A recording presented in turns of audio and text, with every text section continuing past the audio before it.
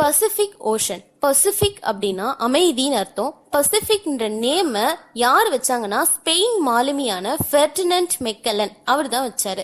உலகத்திலேயே மிக ஆழமான மற்றும் மிக பெரிய பெருங்கடல் பசிபிக் ஓஷன் தான். இது பூமியோட மொத்த பரப்பளவுல 1/3 கொண்டிருக்கு. இதோட பரப்பளவு 168.72 மில்லியன் சதுர கிலோமீட்டர். இந்த ஓஷன் ட்ரையாங்கிள் ஷேப்ல அமைஞ்சிருக்கு.